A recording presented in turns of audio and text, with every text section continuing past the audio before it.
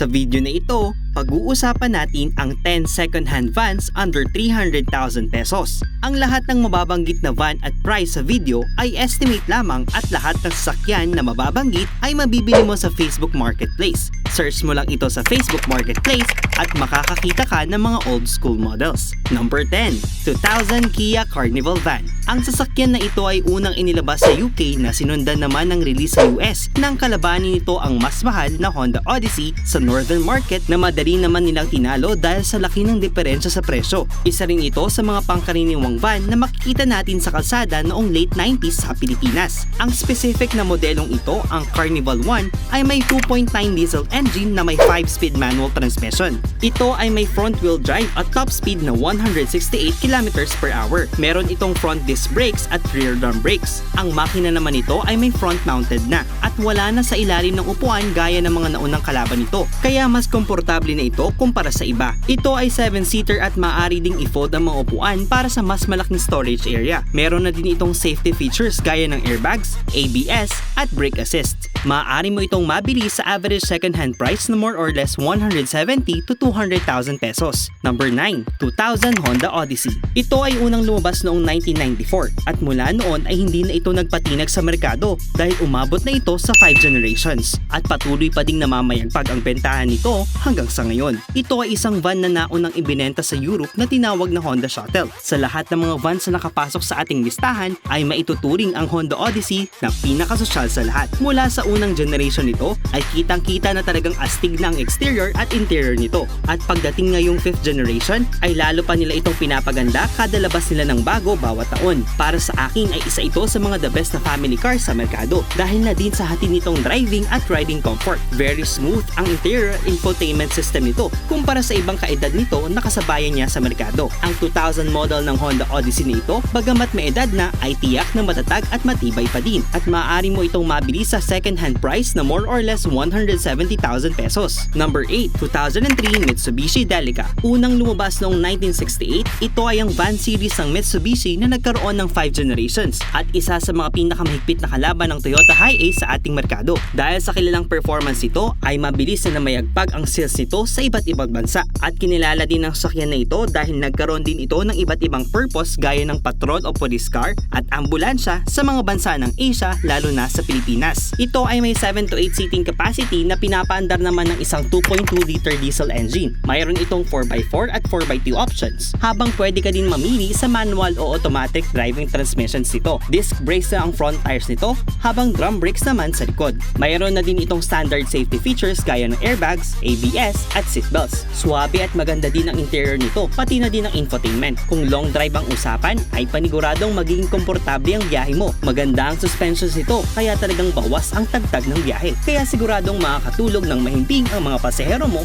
lalo na kung matatanda. Ang Mitsubishi Delica 2003 model ay madami pa ding nagmamayari sa ating bansa dahil sa kanilang tibay at performance. Maaari din itong mapasayo sa average na second-hand price na aabot sa 170 to 200,000 pesos. Number 7. 2000 Hyundai Grace Van. Ang Hyundai Grace ay unang inilabas sa pangalan na Hyundai-H100 sa kanilang Euro-Asia market noong 1986. Nagkaroon ito ng dalawang generation at kinilala ding rebadge ng Mitsubishi Delica o L300 dahil sa kaparehong hubog nito. Habang ang huli namang production nito ay nilabas noong 2009. Mayroon itong dalawang engine options na 2.4 liter 4-cylinder at 2.5 liter turbo diesel. Ang dalawang engine na ito ay nagmula sa Mitsubishi Motors. Mayroon itong front disc brakes habang drum brakes naman ang nasa likod. Sa kabilang banda naman ay hindi masyadong bumenta ang model ng sasakyan na ito na nagmula sa Hyundai dahil sa lakas ng kompetensya nito laban sa mga sikat na modelo ng mga vans mula sa mga car manufacturer na Toyota at Mitsubishi noong mga panahong iyon. Pero hindi ibig sabihin nun ay low quality na ang Hyundai Grace. Matibay ang pagkakagawa nito kaya madami ka pa ding makikita sa kalsada hanggang ngayon. Ang 2000 model 12-seater na Hyundai Grace van ay hindi pa din magpapahuli sa ating listahan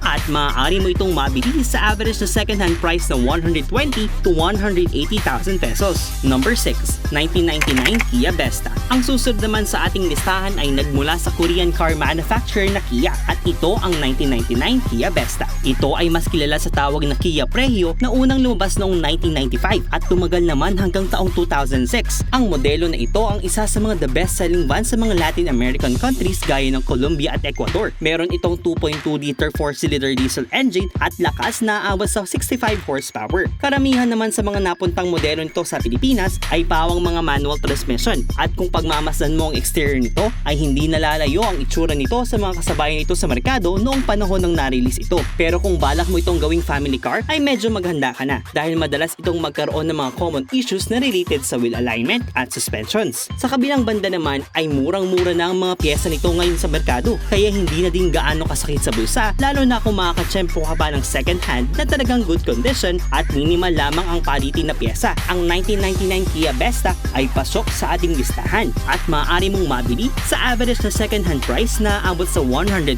to 200,000 pesos. Number 5, 1997 Nissan Vanette. Ang Vanette ay nagmula sa Japanese automaker na Nissan na inilabas noong 1978 hanggang 2011. Ang unang 2 generations ito ay ginawa ng Aichi Manufacturing Division ng Nissan habang ang huling 3rd at 4th generation naman ito ay ginawa ng Mazda at ibinenta din nila sa pangalang Mazda Bongo. Marami ang tumangkilik sa modelo ng van na ito at sa katunayan, ang Vanette ay ibinenta sa iba't ibang merkado sa buong mundo at kinilala din sa pangalan na Nissan Sunny Vanette o Nissan Van. Ito ay isang cup-over van na may 2.3 liter 4-cylinder diesel engine. Karamihan din ng napunta sa ating bansa ay puro manual transmissions. Mid-engine ang design nito. Kaya naman medyo ramdam mo ang init ng makina nito sa ilalim ng upuan at dala na din ng edad nito ay medyo outdated na ang interior nito, lalong-lalo na ang mga safety features at ang infotainment system. Ang 1997 Nissan Vanette ay isang classic na 7 to 8 seater van na maaari mong mabili sa average na second hand price na 80 to 200,000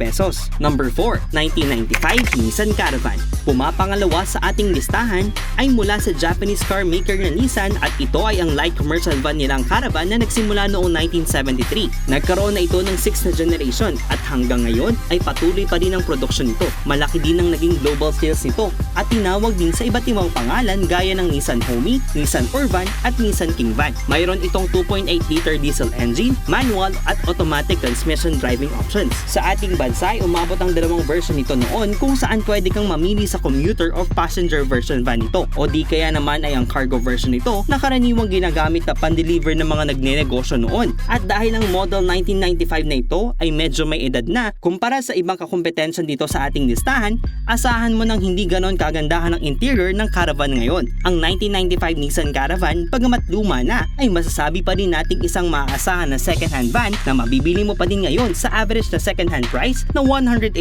pesos. Number 3, 2004 Nissan Serena Van. Ang Nissan Serena ay isang multi-purpose van na unang inilabas noong 1999 at tumagal hanggang 2005.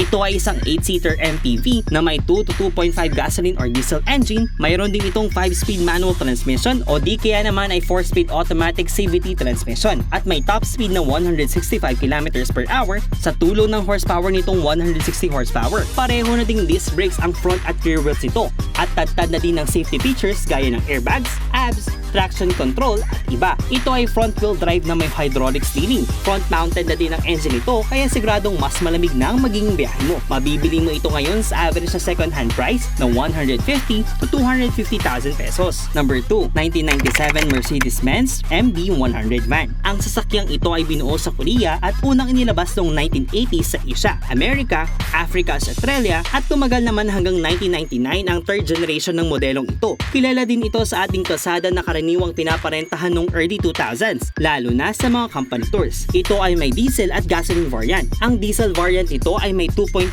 liter OHC engine na may 105 horsepower. Mayroon itong 5-speed manual transmission, fuel tank capacity na 75 liters at top speed na 220 km per hour. Ang mga brakes naman ito ay disc para sa harap at drum naman para sa likod. Ang Mercedes-Benz MB100 van ay maaari mo pa ding mabili sa average na second-hand price na aabot sa 150 to 230,000 pesos. Comment mo naman down below kung ano ang favorite second-hand van mo. At number 1, 2003 Hyundai Starex. Ang Hyundai Starex van ay isa sa naging paboritong family van sa ating bansa. Unang lumabas noong 1997. Ito ay nagkaroon ng 2 generations sa merkado na madali namang pumatok sa Europe, Netherlands, Australia at di kalaunan ay umabot na din sa iba't ibang bansa sa Asia. Ang produksyon nito ay pinaniniwala ang tatagal na lamang hanggang sa taong 2021 2021. Dahil na din sa mahal ng production cost nito, ito ay may 2.5 diesel engine at available na din ito sa manual at automatic transmission options. Kumpara sa mga naunang van sa ating listahan ay medyo moderno na interior nito. May mga safety features na din ito gaya ng airbags at ABS system na talagang makakatulong sa iyo. Pogi at swabe na din ang infotainment nito. Sa mga unang labas ng modelong ito ay mabilis na inulan ng problema ang Hyundai Starex. Marami kasi ang nagrereklamo sa mahinang kaha daw nito at matagtag na takbo sa kalsada. Pero sa mga sumunod na version nito, lalo na ang 2003 model, ay masasabi kong malaki na ang pinagbago ng Starex dahil mas na-improve nila ang pagkakagawa at tibay nito. Sa panahon ngayon ay marami ka pa ding makakasabay na ganitong modelo sa kalsada, lalo-lalo na sa mga pamilyang sumusundo sa airport para sa kanilang mga OFW na mahal sa buhay.